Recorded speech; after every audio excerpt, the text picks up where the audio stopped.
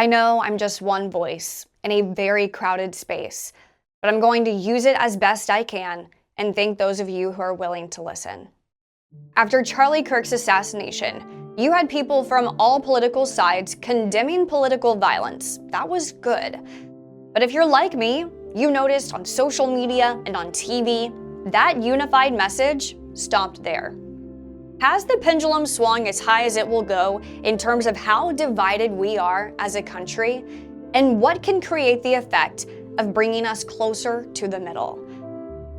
That's the question I keep asking myself after seeing a political assassination drive this nation's political parties even further apart. Data we're going to show you indicates we're more polarized as a nation today than in decades. We're also going to examine the media's role in fueling these flames. We have to do better. Stay with me here if you will, so we can have this conversation together.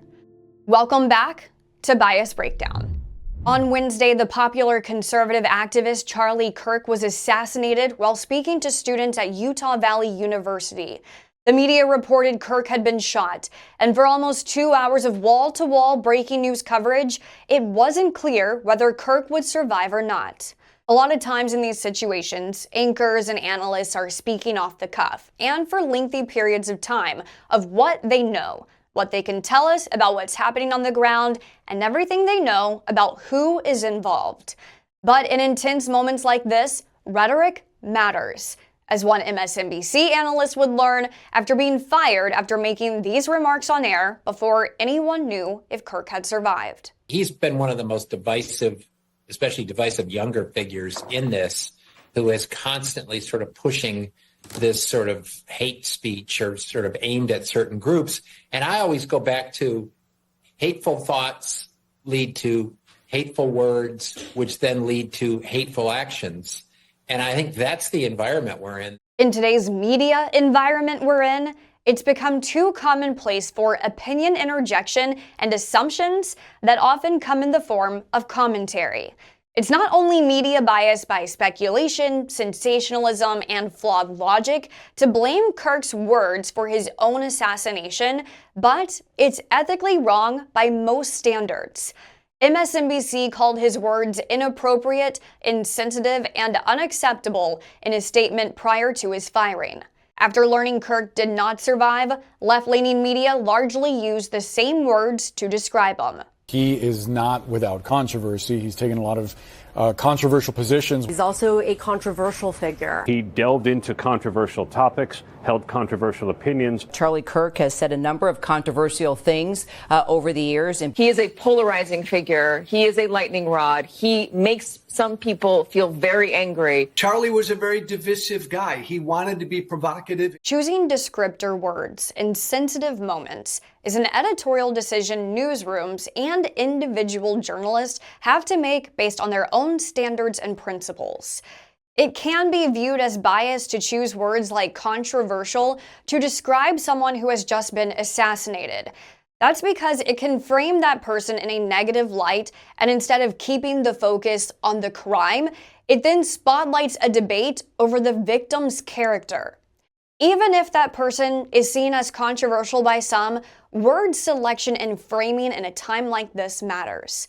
One political side views Kirk as controversial and divisive, and some media on the left are presenting these as facts, but they are subjective qualifying adjectives, another form of media bias.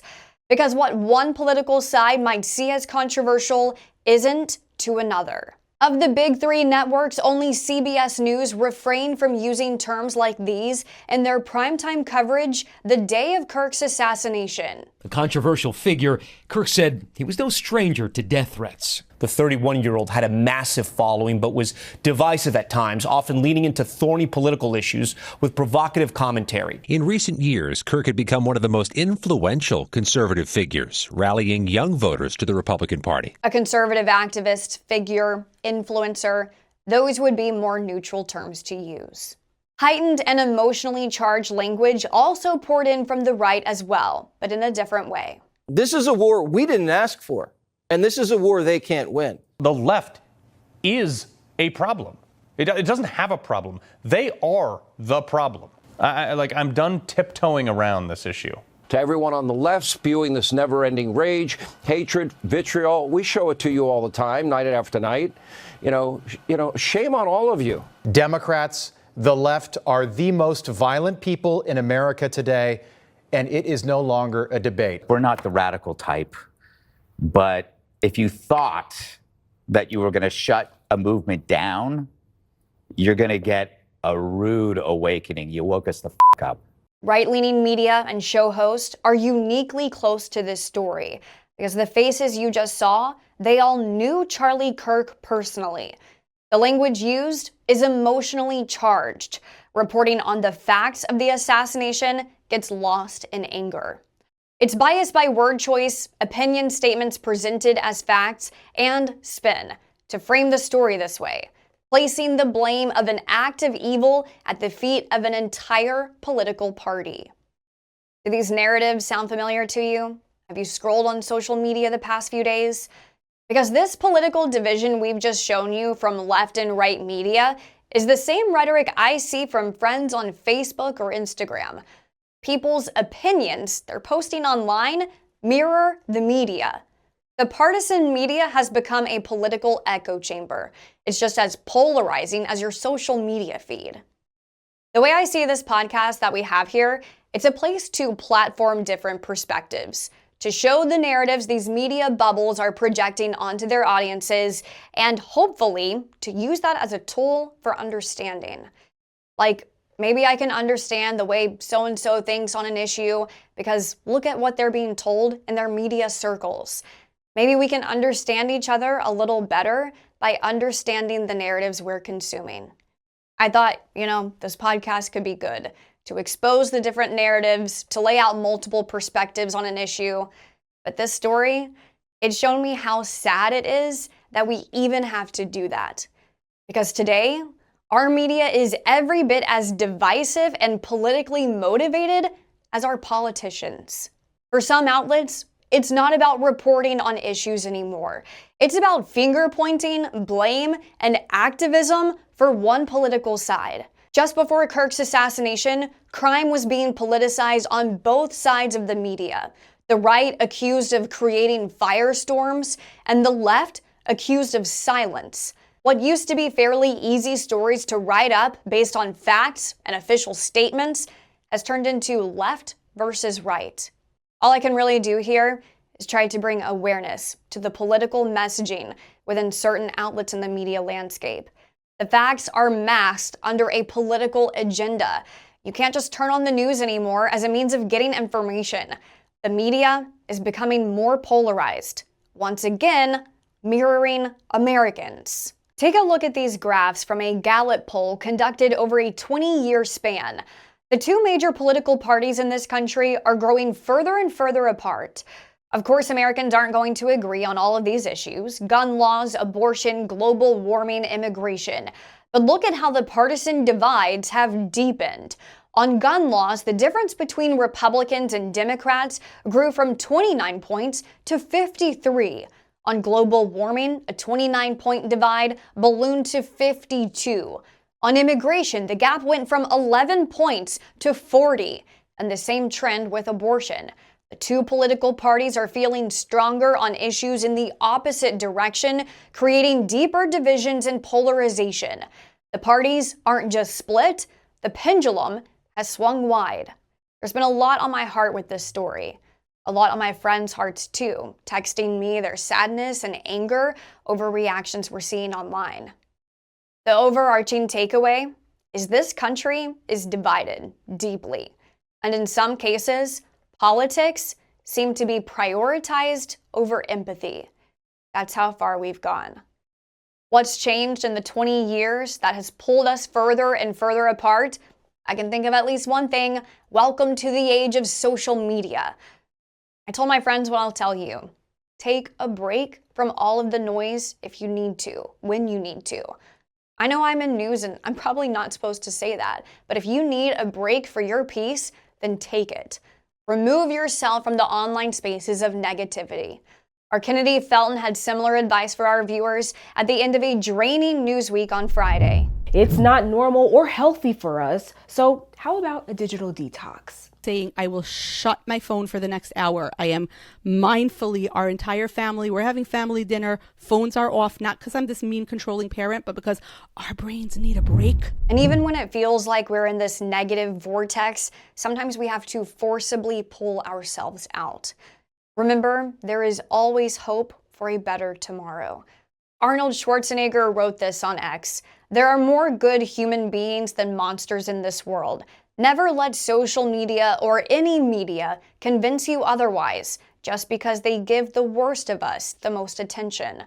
Chris Pratt is another good example of using his platform to uplift. In this moment, please, Lord, calm my restless mind, quiet my anxious heart. Okay, now you can continue strolling, or you can turn your phone off and go outside. Might I suggest the latter? Go get some sunshine, go look at a tree, touch some grass, call a friend. Falling into these widening divisions of politics is worrisome, because that often leaves less room for understanding, healthy debate, and human compassion. How do we get the pendulum to swing back the other way? Maybe it starts with recognizing how polarized the country's two ruling political parties have become on issues. As you saw, both sides are moving further and further apart. Maybe it'll take real self-reflection. Is there hate in our own hearts we can try to heal? Maybe becoming more open to listening to the other side, really listening, and observing what the other side observes. That's what I'm trying to bring here to this podcast, along with some form of media accountability, because the media also needs to do better. For hundreds of years, the world's news outlets have been referred to as the fourth estate. It's a reflection on the political power and, more importantly, the public responsibility that journalism has in a society. We're supposed to be a powerful public service, bringing facts and information to people when it matters most. But left and right political messaging has been prioritized by news outlets over facts, and we're going to continue to call it out. We're small, I'm very aware of that, but we have to start somewhere. And that's your bias breakdown. Thank you for watching this week's episode all the way to the end here. If you are new here, then welcome. If you're returning, then thank you so much for coming back. I want you to know that I do see you, those of you commenting week after week on YouTube with your thoughts, your own perspectives, and feedback for us. And honestly, I'm proud that our conversations in the comments are for the most part productive and respectful. I also noticed that Spotify allows users to leave comments and feedback as well, so I'll be more active on that platform to see what you guys are saying. Remember, you can find us on Spotify, Apple Podcast, among other platforms. It always helps out in the algorithms if you can give us a good rating or thumbs up wherever you're watching too. Thank you to Ian, Ali, and Heath, who all contributed to this week's video editing and graphics help. And thank you so much for watching. Your support right now, even though we're small, it means a lot. But I believe we can really make something of this together. Thanks again, be well, and I'll see you next time.